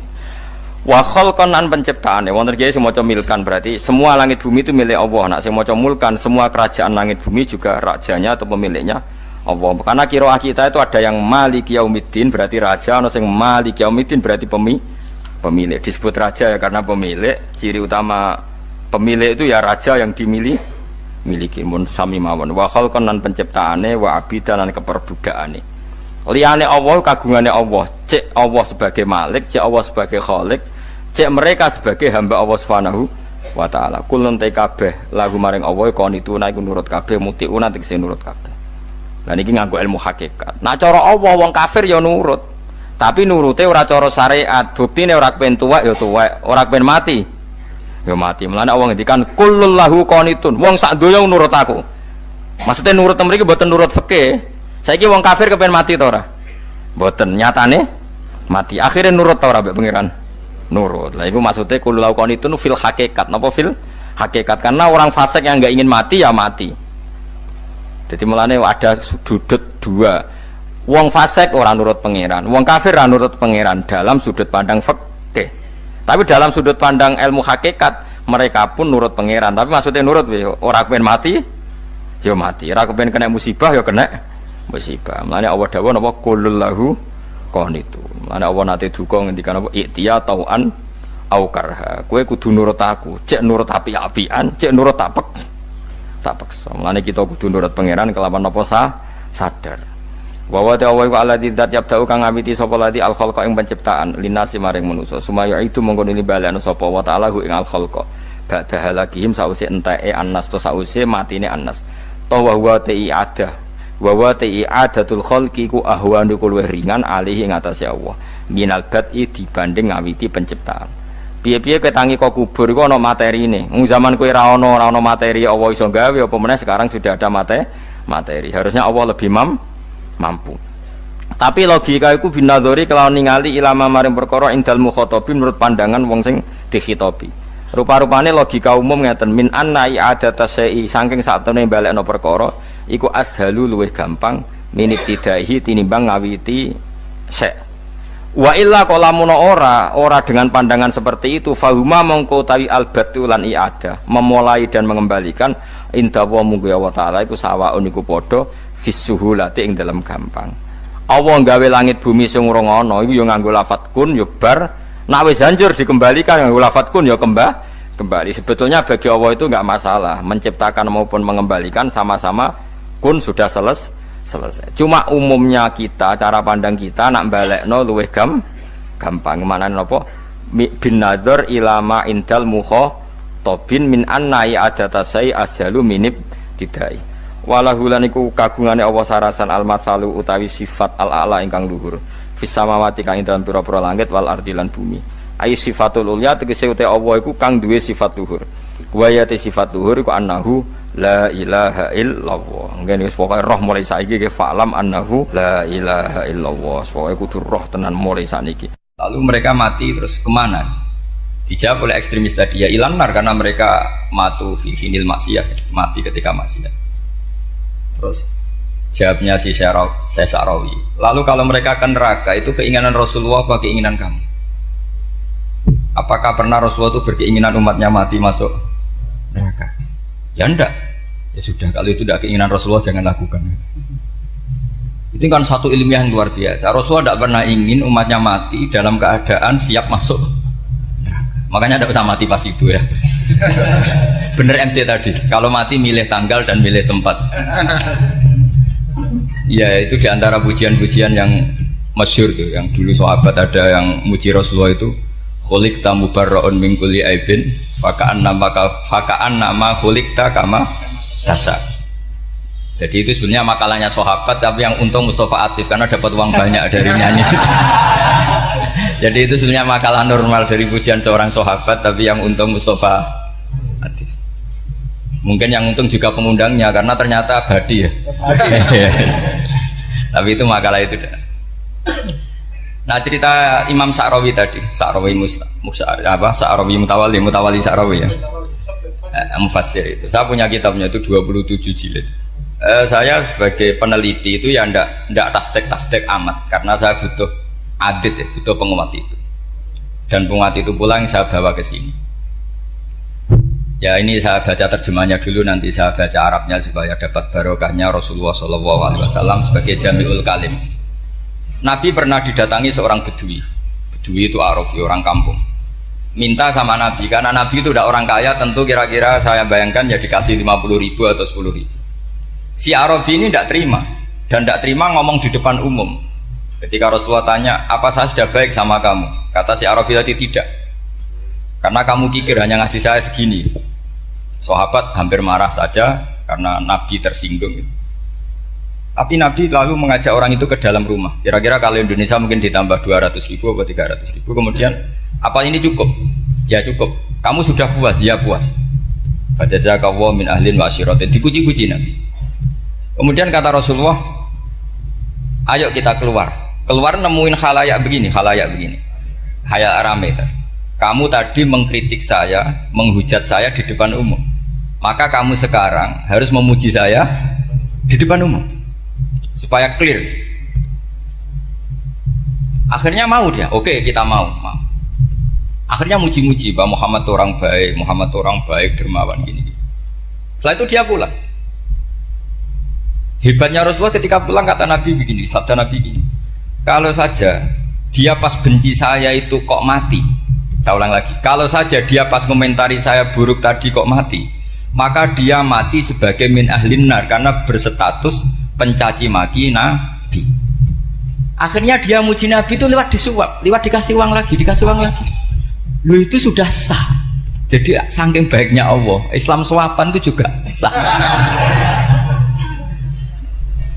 Itu kan muji Nabi itu karena di suap. Makanya ini penting. Sehingga dalam khazanah Islam itu memang agak aneh-aneh. Jadi di antara ceritanya dalam hukum-hukum Islam itu ada orang fasiknya minta ampun, tapi minta karena iman sama hadis bahwa nanti kalau ada orang mati disaksikan orang dua, apalagi kalau 4 min ahli jannah, maka dia min ahli jannah. Itu dia fasiknya minta ampun, nyewa orang. Nanti kalau saya mati bilang saya orang baik. Betul. Setelah dia mati bayar. Ini baik. Satu kampung nggak ada yang percaya ini saksi bohong. Tapi sama Allah diampuni karena kesaksian suapan. Lalu berarti jangan ngalalo suap ya ndak, saya ada ngalalo suap, ngalalo sedekah. Karena sekarang kalau ada caleg bayar katanya sedekah. Ya sedekah terpaksa. Ini penting saya utarakan karena apa? Allah itu menilai itu tidak sama dengan pikiran kita. Makanya kubu sebelah ini terlalu ekstrem, memaksa Allah berpikiran kayak dia. Satu karena kurang ngaji. Nomor dua ya tadi emosinya lebih tinggi ketimbang intelektualnya. Ini penting saya utarakan. Ternyata orang yang nyuap tadi apa nilainya plus, yaitu dia iman sama dawai Rasulullah SAW. Kalau yang namanya saksi itu penting. Cuma dia mendapat cara itu lewat suap. Tapi kan iman. Iman kalau dawai Nabi itu benar. Kalau ada saksinya pasti min ahlil jannah. Terus dia nyari saksi harus dibayar. Sekarang sama iya 1 juta. Sekarang saya tanya di KPPS atau di mana-mana saksi pemilu itu dibayar enggak? Dibayar sah apa enggak? Sah. Jadi kadang kebenaran itu harus dibayar. Ini penting saya utarakan karena ada orang perempuan cantik dirayu, digaji supaya main di niklab, dibayar jadi orang maksiat. Lalu mungkin ada ustadz gaji dia, bayar dia supaya mondok. Gak tahu terusannya apa, terus dibayar apa enggak tahu saya. Pertanyaannya ketika kamu bayar kemudian dari santri, itu kamu dosa nyuap apa dosa sodako membiayai proses kebenaran? Sodako. Tapi kalau yang bayar untuk jadi pegawai niklab maka membiayai kemaksiatan. Maka pembiayaan ini penting secara fikih, arahnya kemana? Ke hak apa ke batil? Sehingga di Fathul Mu'in diterangkan misalnya ada orang layak jadi pemimpin dan kemudian rivalnya itu orang yang menyesatkan atau calon perusak bangsa, ya maka calon pemimpin yang soleh itu wajib berkompetisi meskipun bibadlil mal, Karena kalau yang mimpin orang fasik, kampung ini rusak. Kalau yang mimpin orang soleh, kalau nggak bayar juga nggak jadi. Maka wajib bayar. Lah yang soleh bayar ini berstatus sedekah, tapi yang batil ini berstatus suap. Kenapa demikian? Karena yang namanya riswah atau ada yang baca ruswah adalah pembayaran untuk mengehakkan barang batil dan membatilkan barang hak. Sementara pembiayaan orang soleh adalah untuk memperkuat hak. Nah orang tuh nggak tahu, yang ngajinya tidak hatam-hatam tuh taunya pokoknya ar-rosi wal murtasi benar. Tapi nggak pernah mikir lalu definisi riswah atau ruswah itu apa. Ini bukan provokasi supaya semua calon bupati gubernur nyuap, enggak, hanya nyuruh mereka sodako saja. Jadi kalau nggak jadi, tapi sodako betul ya, kalau nggak jadi ya tetap ikhlas, ngomong dari awal memang sodako. Nah, soal gremeng ya bawaan manusia gitu ya. Ya nggak apa-apa, kami tetap gremeng. Ini penting saya utarakan, makanya menurut saya itu bangga dengan Pak Hamid karena sepupu mbah saya itu karena alimnya. Meskipun banyak orang mensifati beliau wali dan memang wali betul, tapi saya tetap menstatuskan beliau orang alim yang dari kelaziman alim itu beliau wali. Jangan dibalik, wali dulu baru alim. Karena dalam beliau orang Lasem dan kaidah di Lasem itu fakullu alimin waliyullah wa laysa kullu waliillah aliman. Jadi kalau kaidah di daerah Jawa Tengah itu semua orang alim pasti wali, tapi kalau wali tidak mesti alim. Sehingga kalau menstatuskan alim itu keren, kalau di Jawa Tengah status alim itu keren. Dan soal keramat yang kaitannya dengan Mbah Mun itu masyhur itu dulu ketika Mbah Hamid santai-santai sama Pak D. Taifur sama keluarga. Beliau mau istirahat, kemudian yang datang Kiai Maimun, Mbah Mun zaman itu masih dipanggil Gus. Sopo pur, ada Pak Taifur di situ. Kata Pak D. Taifur, saya kalau manggil Pak D itu Gus Mun. Dan itu Mbah Hamid ngendikan rojulun alimun waliyullah. Itu orang lelaki yang alim yang waliyullah.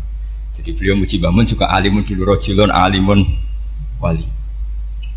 Ini penting saya utarakan karena kesanatan keilmuan beliau jelas dari beberapa keluarga di Lasem. Karena di daerah Fakhriyah itu yang tempat lahirnya Pak Hamid juga lahirnya mbah saya. Itu mbah-mbahnya sudah orang alim, termasuk Kiai Sidik Jember itu juga lahirnya di kawasan pondoknya Pak Hamid Fakhriyah. Kemudian Kiai Sidik punya anak yang namanya Ahmad Sidik yang jadi apa? Rois Am yang sekarang ada Gus Wirjon macam-macam itu semuanya juga keluarga Lasem. Nah saya cerita keluarga ini penting bukan karena tafakhur atau tabai, bukan, karena Allah itu membuat satu tradisi besar memang lewat dzurriyyah. Sehingga Allah ngendikan misalnya ulaikal ladzina an'ama Allahu 'alaihim minan nabiyyin min dzurriyyati Adam wa mimman hamalna ma'anu wa min dzurriyyati Ibrahim wa Israila wa mimman hadaina wastabaina. Karena tanpa dzurriyyah itu enggak ada tradisi, enggak ada kultur. Misalnya saya menjadi hafal Quran dulu, bapak saya itu tiap zaman Pak Hamid masih sugeng, yang semaan di sini itu pasti bapak saya, namanya Kiai Haji Nur Salim. Kadang diajak baca Quran di kamarnya Kiai Hamid. Karena kalau bapak saya itu mantu ponaan sama Pak Hamid. Itu dulu bapak saya memotivasi saya supaya hafal Quran itu gini, kowe kudu hafal Quran. Nak kowe hafal Quran, iku kepaten obor. Kok anak merapal luwe duwe alasan. Jadi kalau ada Gus tidak alim itu mesti salah bapaknya. Karena kalau bapaknya bisa baca Wahab, anaknya mau baca primbon tuh malu.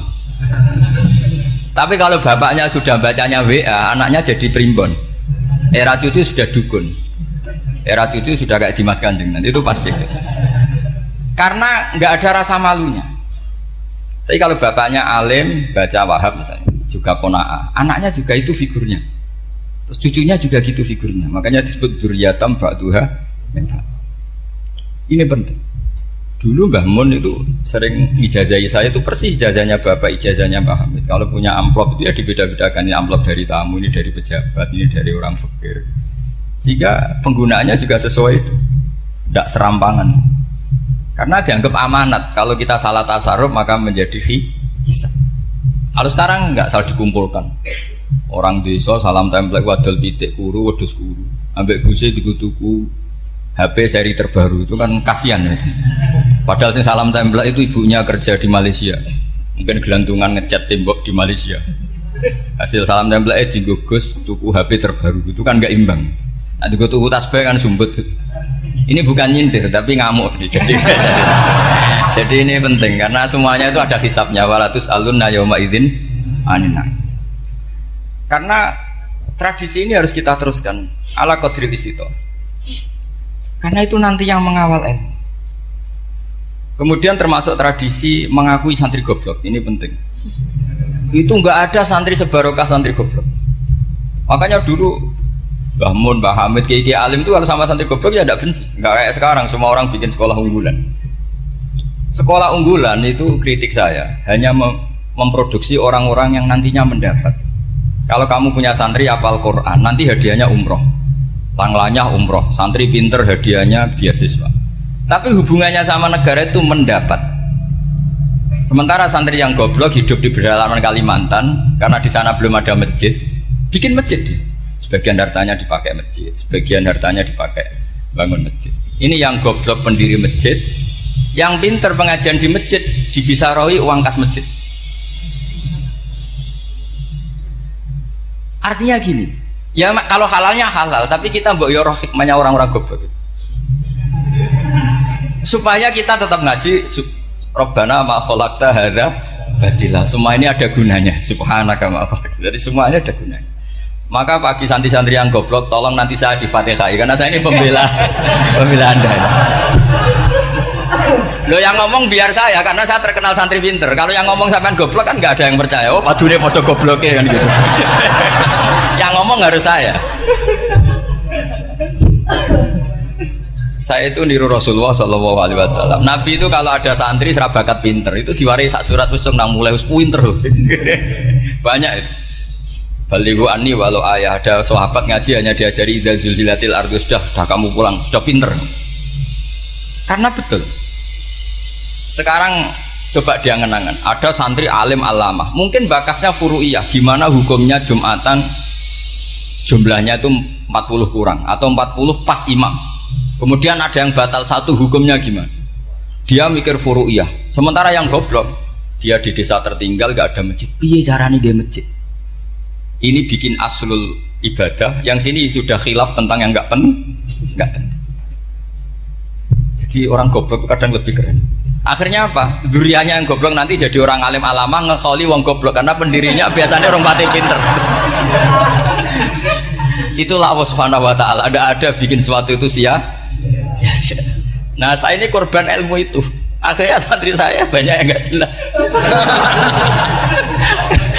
Ya, tapi ya saya terima saja. Saya santri itu macam-macam. Ada yang profesor, ada yang doktor, ada yang goblok, ada yang baru tobat kemarin. Ada yang Cina lagi seneng ahli sunnah wal jamaah, macam-macam. Semuanya ngaji sama saya. Karena saya tetap berkeyakinan Rabbana ma khalaqta hadza batil.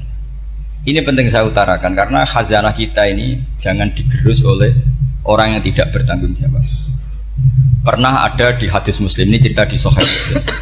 Ada seseorang sedang sujud kemudian diinjek oleh orang fasik. Saya ulang lagi, diinjek. Rokobahnya, yang diinjek itu rokobahnya. Lehernya itu diinjek sama orang fasik. Kemudian si yang sujud tadi bersumpah wallahi la yaghfiru wallahu lak. Demi Allah, Allah tidak akan mengampuni kamu. Itu Allah kemudian mewahyukan sama Nabi di zamannya. Wahyunya adalah man dalladzi yata'alla alayya alla aghfira li fulan. Laqad ghafartu dzunuba wa ahbattu amalak. Siapa yang mencantut namaku dengan menstatuskan saya tidak bisa memberi maaf, sungguh orang itu saya maafkan, dan yang ahli ibadah amalnya tak cabut semua, tak hapus. Karena Allah tuh nggak boleh distatuskan sesuai keinginan kita. Kita sedang soleh terus mengatakan orang lain tidak soleh, Allah tidak akan ngampuni. Ngampuni tidak, itu wilayahnya Allah, dan Allah yaf'alu ma yasha. Dan Allah berkali-kali memaklumatkan dirinya yaghfiru liman yasha wa yu'adzibu man yasha. Tapi ini kubu sebelah nyifati Allah hanya wa yu'adzibu, kubu sebelah kan gitu.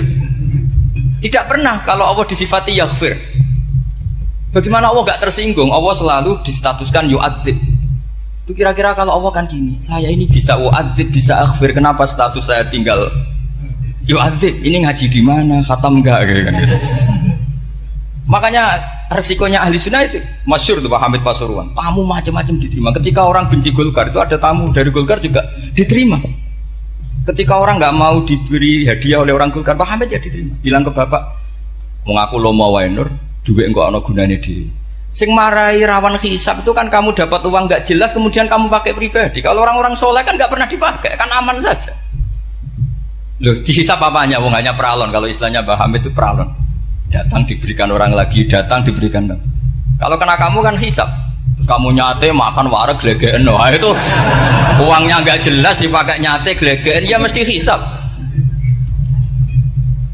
Kalau nggak jelas ya disedekahkan. Kalau ingin bebas apa? Bisa. Tapi kalau sering sedekah biasanya nggak bebas dari miskin.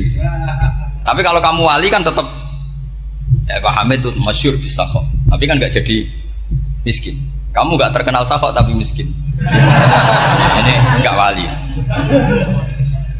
Ini penting. Jadi kebanyakan orang ekstrim karena mensifati Allah Ta'ala itu hanya dengan status yu'adzib, tidak dengan status yaghfir.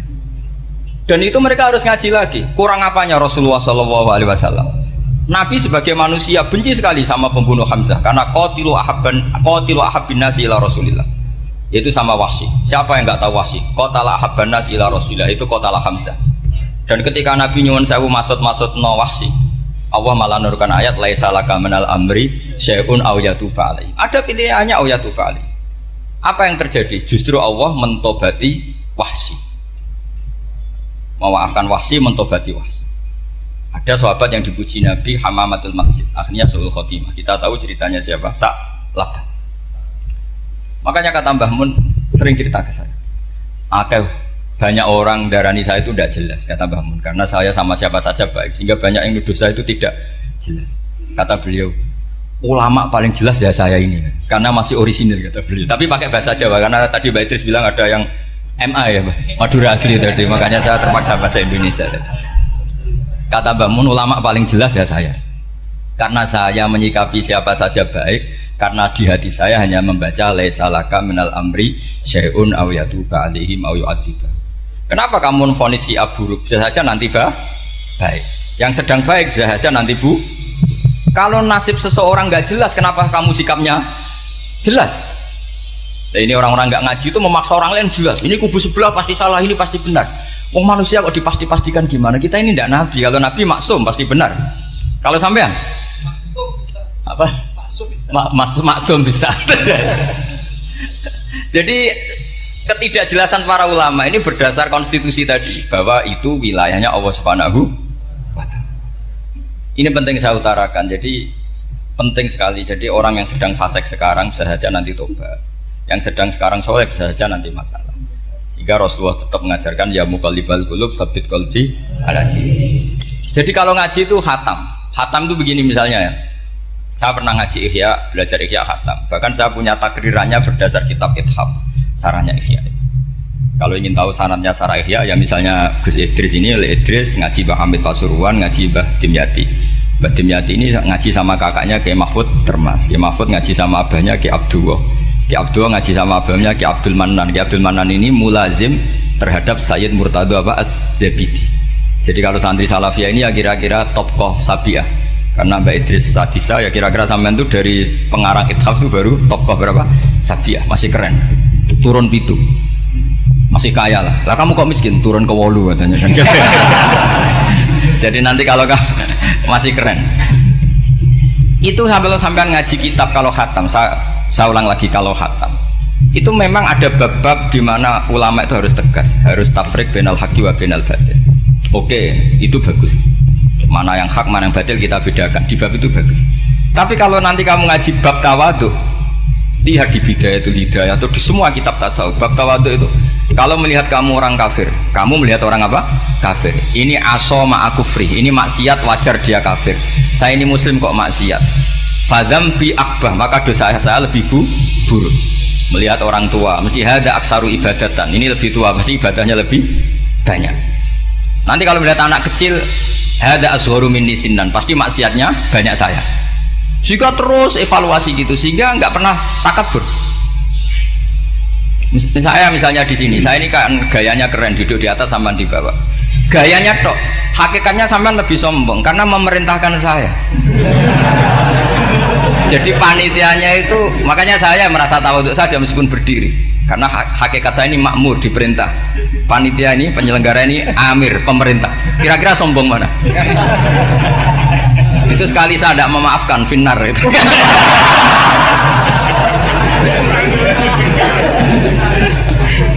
Tapi insya Allah tak maafkan lah. Iya masih insya Allah.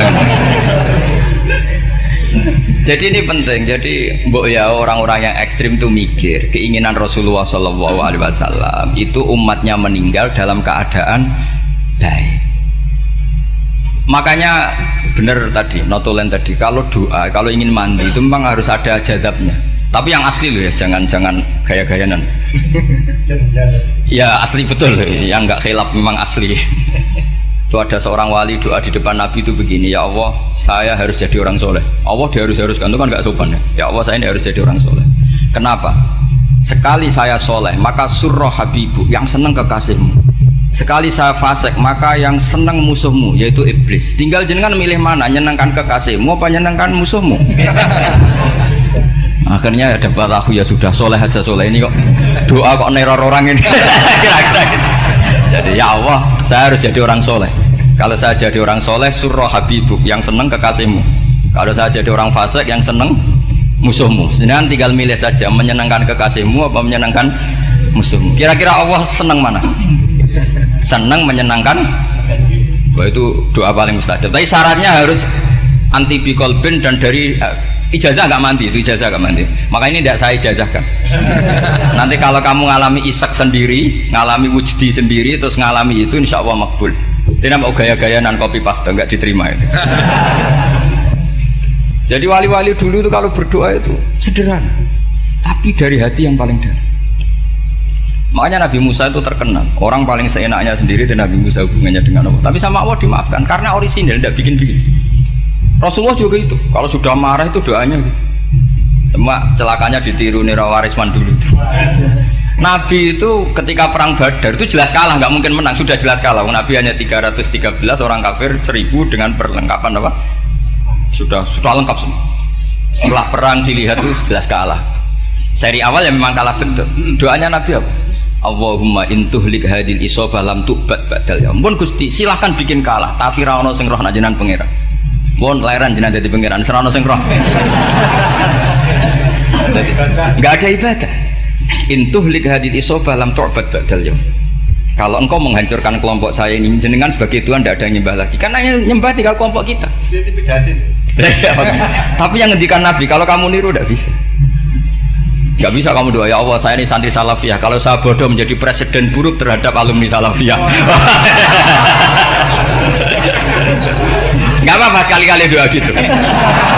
Tapi kata Allah lainnya masih banyak.